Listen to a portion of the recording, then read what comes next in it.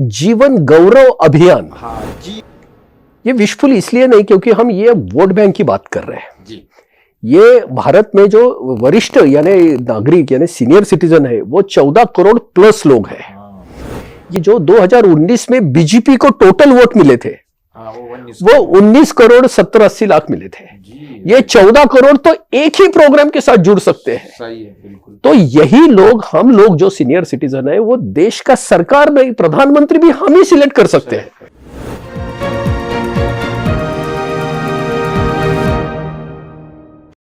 एक सवाल एक जवाब के इस एपिसोड में आपका स्वागत है, अभिनंदन करते हैं हम। आज हमारे साथ देश के एक वरिष्ठ अर्थशास्त्री, इकोनॉमिस्ट मिस्टर अनिल बोकिल साहब हैं। आप वो शख्सियत हैं जिन्होंने डीमोनेटाइजेशन का प्लान गवर्नमेंट को प्रेजेंट किया था, लेकिन वो प्लान इन्होंने जैसे पेश किया था वैसे इम्प्लीमेंट नहीं हुआ।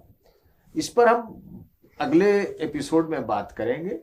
आज हम इस बात पर इनसे चर्चा कर रहे हैं कि इन्होंने एक प्रोजेक्ट शुरू किया है, बड़ा अद्भुत और दिलचस्प प्रोग्राम है, और वो प्रोग्राम है अबाउट 60 इयर्स जिनकी एज हो जाती है उनको इस देश में किस तरह डिग्निटी दी जाए, उन्हें किस तरह सम्मान दिया जाए और उन्हें अच्छी लाइफ गुजारने की सहूलियात गवर्नमेंट कैसे दे। अनिल जी, उस संस्था का नाम क्या है जो आपने इस काम के लिए बनाया है? ये जो संस्था है वो जो है अर्थ क्रांति राष्ट्रीय आर्थिक साक्षरता मंच, ये संस्था है। हाँ, ये मेजर आपकी अम्ब्रेला बॉडी है और उसके अंदर जीवन गौरव अभियान। हाँ, जीवन गौरव अभियान। और दर्शकों, जीवन गौरव अभियान के बारे में तो अनिल साहब बताएंगे, लेकिन मेरी आपसे रिक्वेस्ट ये है कि इस एपिसोड को देखने से पहले आप हमारा पिछला एपिसोड देख लेंगे तो आपको एक बैकग्राउंडर मिलेगा और आज की बात को समझने में आपको आसानी होगी। मैं आपसे इस एपिसोड में ये जानना चाहूंगा कि आपका जो ये प्रोग्राम है वो प्रोग्राम एक ऐसा लगता है कि बहुत विशफुल थिंकिंग है कि ऐसा दे दो आप, लेकिन इसको आपने जब गवर्नमेंट को पेश किया तो उसका मैकेनिज्म क्या था कि गवर्नमेंट कहां से पैसे लाए? हाँ, ये ऑनरेरियम देने के लिए पहले पैसे से पहले आपको ये बताऊंगा क्योंकि आपने मुझे विशफुल का ये जो बताया, हाँ, ये नहीं है। हाँ, वो मैं प्रैक्टिकल क्या है मैं इसकी बात करता हूं जी। ये विशफुल इसलिए नहीं क्योंकि हम ये वोट बैंक की बात कर रहे हैं जी। ये भारत में जो वरिष्ठ यानी नागरिक यानी सीनियर सिटीजन है वो 14 करोड़ प्लस लोग हैं। ये देश की सबसे बड़ी वोट बैंक है जो सिर्फ एक प्रोग्राम के साथ एक जगह आ सकती है। अच्छा। जिनको अगर नेशनल वोट बैंक है, देश की सबसे बड़ा। अभी मैं आपको बताता हूं कि जो 2019 में बीजेपी को टोटल वोट मिले थे वो 19 करोड़ 70-80 लाख मिले थे। ये 14 करोड़ तो एक ही प्रोग्राम के साथ जुड़ सकते हैं। सही है, बिल्कुल। तो यही लोग, हम लोग जो सीनियर सिटीजन है वो देश का सरकार में प्रधानमंत्री भी हम ही सिलेक्ट कर सकते हैं। तो ये विशफुल नहीं है, तो ये प्रैक्टिकल है। अच्छा। अभी दूसरी चीज की ये आपको इकोनॉमिक्स के दायरे में ये मैं इसका ये देता हूं कि ये कैसा पॉसिबल है जी। अभी ये समझो 14 करोड़ प्लस में है कुछ। अभी 2021 का सेंसस अभी फिगर नहीं आई, लेकिन एनएसओ की जो मैं फिगर हूं वो 13 करोड़ 80 लाख यानी करीबन 14 करोड़ सीनियर सिटीजन है। 14 करोड़ उसमें 3.5-4 करोड़ लोग ऐसे हैं जिनको आज की जो पर कैपिटा इनकम इनकम उस लेवल से पैसा मिलता है, यानी पर मंथ वो एग्जम्प्ट हो जाएंगे।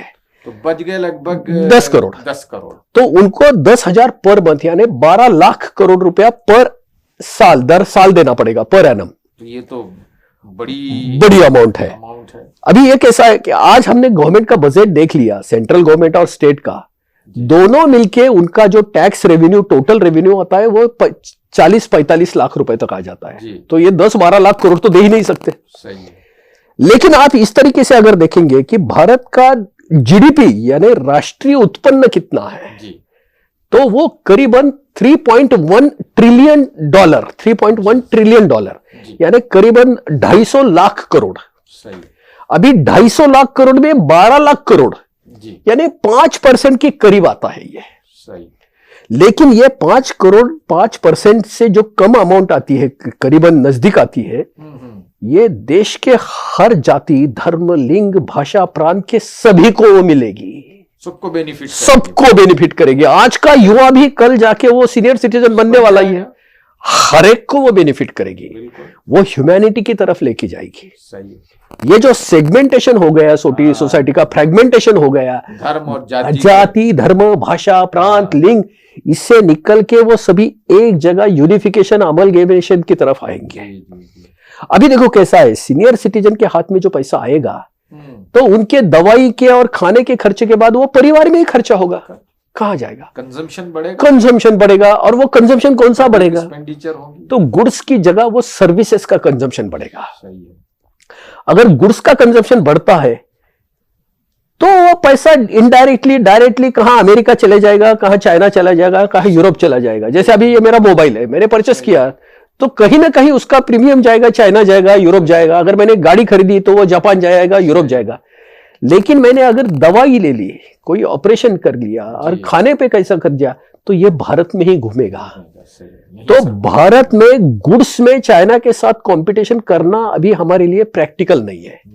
हम सर्विसेज में दुनिया की सबसे ताकतवर ये बन सकते हैं, देश बन सकते हैं। देश, हम सर्विसेज, सेवाएं में, जिसमें आरोग्य और अन्न, ये दो सेवाएं जो है वो हम दुनिया को सबसे बड़ी हम इकोनॉमी में ला सकते हैं जी। और ये पैसा, ये 10 लाख करोड़ ये सोसाइटी में घूमेगा, युवाओं को और रोजगार बनाएगा। अनिल जी ये बताइए, ये 10,000 करोड़ गवर्नमेंट लाए कहां से? हाँ, 10 लाख करोड़, 10 लाख सालाना। अभी इसके लिए तो सरकार के पास बहुत से ऑप्शन होते हैं, क्योंकि सरकार के पास, जैसे आप देखो ना, आज के बजट में है कि कल वो 5G का भी वो ये करने जा रही है ऑक्शन जी। कितनी चीज है, अभी वो मोनेटाइजेशन ऑफ नेशनल एसेट करते जा रही है। सही है। ये सरकार ने गति शक्ति अभियान पे 100 लाख करोड़ 5 साल के लिए उन्होंने पहले ही जमा कर दिए हैं, 100 लाख करोड़। अभी ये 10-12 लाख करोड़ अगर हम समझेंगे तो 5 साल के लिए 60 लाख करोड़ है। 60 लाख करोड़, तो 60 लाख करोड़ का एक कारखाना बनाया जा सकता है, कहीं से भी ला सकते हैं। सरकार कर्जा ले सकती है, इंटरनल, बाहर की लेने की जरूरत नहीं है। अगर सरकार देश से कर्जा लेगी, 6% अगर सूद लेगी, 6% यानी बहुत ज्यादा होता है गवर्नमेंट के लिए, 6 से भी कम आ गया, लेकिन हम समझो 6% आएगी, ये बैंक से लेगी, हमारे नेशनल बैंक से, और वो सभी देशों सीनियर सिटीजन को खर्चे के लिए देगी। सही।